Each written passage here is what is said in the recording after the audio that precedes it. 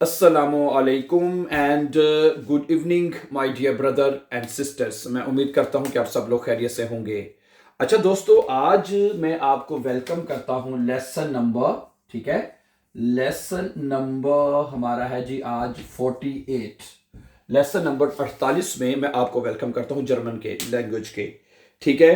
इन 48 lessons में हम क्या सिलेबस अपना सीख चुके हैं ये मैं आपके सामने रखना चाहता हूं, ठीक है। और आपको ये मैं बताता चलूं, जो हमारे नए बहन भाई जो हमारे चैनल पे नए हैं उनको ये बताता चलूं कि इस जो 48 लेसन्स हैं इसकी जो एक प्ले लिस्ट है, ठीक है, वो आपको लेसन नंबर 1 से लेके तरतीब के साथ आपको प्ले लिस्ट मिल जाएगी। उस प्ले लिस्ट का नाम है फॉर जर्मन केसेस, ठीक है। फॉर जर्मन केसेस के नाम से आप प्ले लिस्ट में चले जाएं, वहां पे आपको नजर आ जाएगी। तो लेसन नंबर 1 से हमने शुरू किया था नॉमिनेटिव, अक्यूजेटिव, डाटिव, ठीक है। अब हम डाटिव तक पहुंच के हैं। डाटिव केस भी हमारा मुकम्मल होने को है, समझा रही बात आपको। और डाटिव केस में अब हम वो प्रेपोजिशन पढ़ रहे हैं, आपको पता है, जो अक्यूजेटिव और डाटिव दोनों केसेस को फॉलो करते हैं या लगते हैं आर्टिकल्स वगैरह, ठीक है।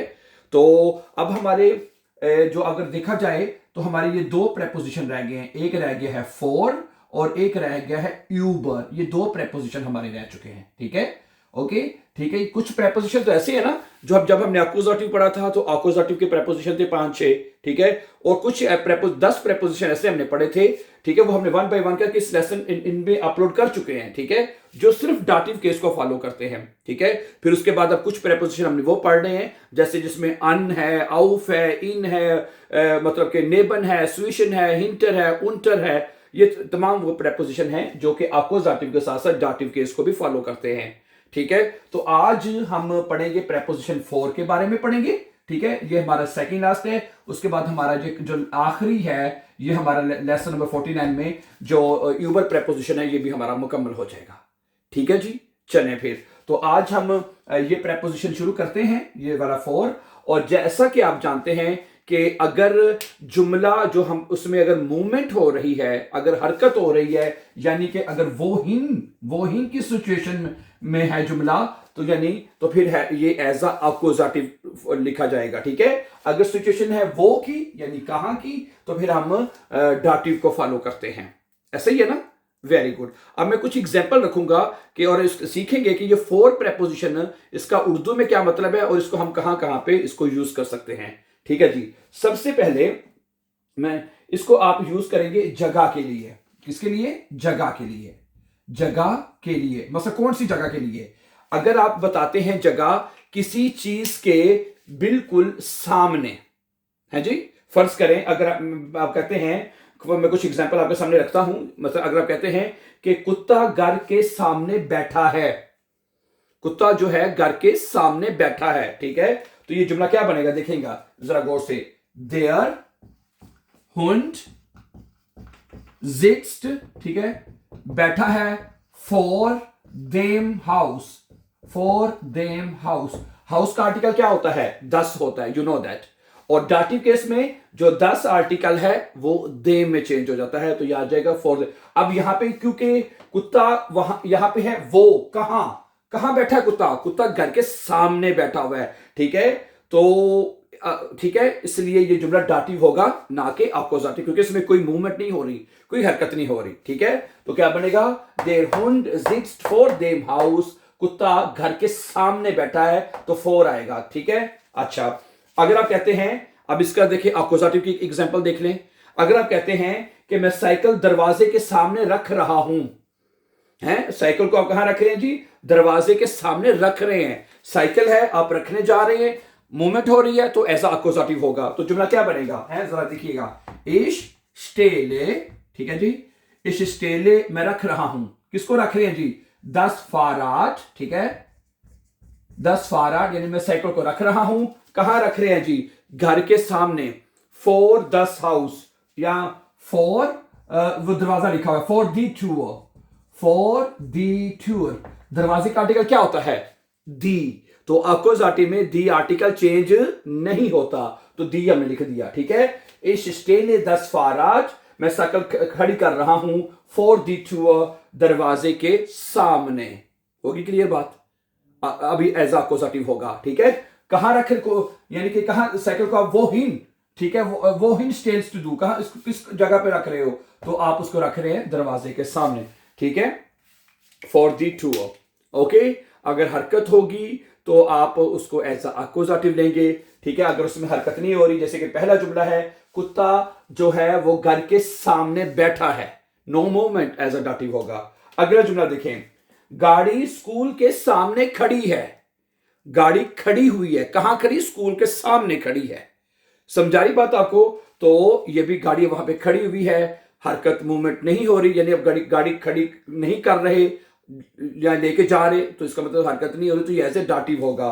तो जुमला क्या बनेगा, दस आउटो स्टेट है, क्या बनेगा जी, दस आउटो, गाड़ी जो है खड़ी है, स्टेट वर्ब आएगा फिर, है दस आउटो स्टेट फॉर देयर शूले, स्कूल के सामने, फॉर देयर शूले है, स्कूल के सामने। स्कूल का आर्टिकल क्या होता है, दी शूले, तो यहां पे आ जाएगा देयर शूले, फॉर देयर शूले है, गाड़ी जो है वो स्कूल के सामने खड़ी है। अच्छा, अगला जुमला है कि वो बैग आईने के सामने रख रही है, क्या कर रही है जी, वो बैग को आईने के सामने रख रही है, रख रही है अभी, तो क्या होगा, अक्यूजेटिव होगा। अगर आप कहते हैं कि वो बैग आईने के सामने पड़ा हुआ है, तो फिर डाटिव हो जाना था, अब अक्यूजेटिव होगा, है, तो क्या बनेगा, जी लेग्ड आ जाएगा, ठीक है, ये भी अक्यूजेटिव है। ओके, तो इसको लिख देते हैं जी लेग्ड, है जी, वो रख रही है, ठीक है, दी टाशे, किसको रख रही है जी, दी टाशे बैग को, है, जी लीक्ट दी टाशे, वो बैग को रख रही है, कहां रख रही है जी, आईने के सामने, शीशे के सामने, फॉर देन स्पीगल, है, फॉर देन स्पीगल, स्पीगल का आर्टिकल देर होता तो वो देन हो जाएगा ना, स्पीगल है, फॉर देन स्पीगल, तो जी लेक्ट दी टाशे, वो रख रही है दी टाशे बैग को, फॉर देन स्पीगल, आईने के सामने, शीशे के सामने वगैरह, ठीक है। अच्छा, बच्चे इमारत के सामने खेल रहे हैं, बच्चे इमारत के सामने खेल रहे हैं, बच्चे कहां खेल रहे हैं जी, ठीक है, बच्चे खेल रहे हैं इमारत के सामने, वो कहां, तो ये एज अ फिर डाटिव होगा। इस जुमला भी इसका देखें जरा, दी किंडर स्पीलन, क्या बनेगा, दी किंडर स्पीलन, ठीक है जी, दी किंडर स्पीलन, बच्चे खेल रहे हैं, कहां खेल रहे हैं जी, फॉर गिबॉइडे, गिबॉइडे का आर्टिकल क्या होता है पता है, दस गिबॉइडे, ठीक है, तो दस आर्टिकल किसमें चेंज हो गई है, फॉर देम गिबॉइडे, ठीक है, फॉर गिबॉइडे, genau, Gebäude, सही है, फॉर देम Gebäude, सही है। ओके, दी किंडर स्पीलन, बच्चे खेल रहे हैं, फॉर देम Gebäude, यानी कि उसकी जो दफ्तर के सामने, दफ्तर क्या कहते हैं, इमारत के सामने, Gebäude कहते हैं इमारत को, बिल्डिंग को, ठीक है। तो फॉर का पहला इस्तेमाल आपने सीखना है, ये प्रेपोजिशन है, ठीक है, और कोई चीज अगर जगह किसी चीज के सामने है, ठीक है, तो फिर आपने फॉर प्रेपोजिशन लगाना है। अगर कोई चीज वहां पे है, किसी जगह के सामने है, तो वहां पे फिर एज अक्यूजेटिव होगा, ठीक, सॉरी डाटिव होगा। अगर चीज वहां पे पड़ी है, तो अगर हरकत हो रही है, लेके जा रहे हैं, तो फिर एज अ डाटिव, फिर अक्यूजेटिव होगा। सो ठीक है, गुड, ओके, सही है, समझ आ गई बात आपको। ओके, जैसे कि देर हुंड सिट्स्ट, कुत्ता बैठा हुआ है, फॉर देम हाउस, घर के सामने, कुत्ता वहां पे बैठा हुआ है, चीज वहां पे मौजूद है, तो एज अ डाटिव होगा। इसका ये पहला इस्तेमाल आप देख लें। दूसरा इस्तेमाल आपने देखना है, फॉर जो है वो टाइम के लिए भी यूज होता है। फॉर जो है वो जी, तो फॉर जो है टाइम के लिए भी यूज होता है। कैसे, अब मैं आपके इसकी एग्जांपल आपके सामने रखूंगा। मसलन कि मैं दोपहर के खाने से पहले आ रहा हूं या आता हूं, ठीक है, मैं दोपहर के खाने से पहले आ जाऊंगा, या इसे तर्जमा कर रहे हैं तो क्या बनेगा, सुनिए, इश्कोम, क्या बनेगा, इश्कोम, इश्कोम है, मैं आ रहा हूं, ठीक है जी। फॉर देम मिठागेसन, ठीक है, फॉर देम मिठागेसन, ठीक है, मिठाग एसन, ठीक है, इसका आर्टिकल 10 होता है, एसन का, मिठागेसन का आर्टिकल 10 है, तो 10 दे में चेंज हो जाएगा। तो टाइम के लिहाज से जब आपने बात करनी है, तो ये एज अ डाटिव लिया जाएगा, ना कि अकोजाटिव। ठीक है, ओके। तो जब टाइम के लिए आप फॉर को यूज करेंगे तो आपने इसको एज अ डाटिव यूज करना है। समझा रही है ना? Ich komme, मैं आ रहा हूं, फॉर dem Mittagessen, दोपहर के खाने से पहले। यानी कि टाइम क्या है? खाने से, दोपहर का खाना वो टाइम है, उससे पहले करें मैं आ रहूंगा। ठीक है, तो यानी कि वक्त के लिए, और इसका उर्दू में तर्जुमा आ जाएगा पहले, है किसी चीज से पहले। ओके, नंबर 2 देखें। वो 8 बजे से पहले बिस्तर पर चली जाती है। वो 8 बजे से पहले सोने चली जाती है, ये भी तर्जुमा कर सकते हैं। वो 8 बजे से पहले सोने चली जाती है। जी गेट है, जी गेट, ठीक है, इंस बैट है, जी गेट इंस बैट, वो बिस्तर पर चली जाती है, सोने चली जाती है। ठीक है, फॉर 8 उअर, फॉर 8 उअर, फॉर 8 उअर, ये जो आप ऐसे बना सकते हैं, जी गेट इंस बैट, ठीक है, वो बिस्तर पर चली जाती है। ठीक है, फॉर 8 उअर इंस बैट, ठीक है, और जी गेट फॉर 8 उअर इंस बैट, इस तरह भी जुमला लिख सकते हैं। ये जुमला आप इस तरह भी लिख सकते हैं, जी गेट वो जाती है फॉर 8 उअर, फॉर 8 उअर इंस बैट। ठीक है, ये जुमला आप इस तरह भी लिख सकते हैं। ओके, चले अगला जुमला है जी, क्लास से पहले मैं कॉफी पीता हूं। क्लास से पहले मैं कॉफी पीता हूं, सही है। ओके, अब इसमें भी टाइम है, जरी क्लास का भी एक टाइम होता है। ओके, उससे पहले वो कहता है मैं कॉफी पीता हूं। ठीक है, क्या बनेगा? ओके, ये बनेगा इश ट्रिंके काफे, इश ट्रिंके काफे, इश ट्रिंके काफे, मैं कॉफी पीता हूं। फॉर देम unterricht, ठीक है, फॉर देम unterricht, unterricht आएगा, फॉर देम unterricht, सही है। unterricht का आर्टिकल देर होता है और देर दे में चेंज हो जाएगा। ठीक है, तो टाइम के लिए हमेशा आपने डाटिव ही यूज करना है, ना कि अकोजाटिव। आगे सुने, वो पार्टी से पहले ही घर आ गया था। वो पार्टी से पहले ही घर आ गया था। ठीक है, ए वार schon, क्या बनेगा?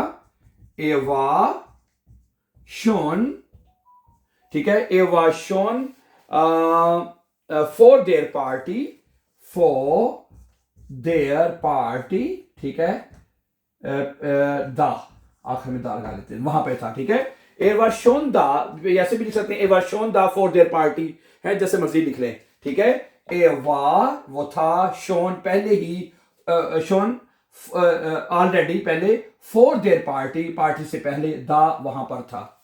ठीक है, तो पार्टी का आर्टिकल क्या होता है? दी पार्टी ना, तो दी किस में चेंज हो जाएगा? क्योंकि फॉर डाटिव या डाटिव है, तो दी देर में चेंज होता है, डाटिव किस में, तो फॉर देयर पार्टी हो जाएगा।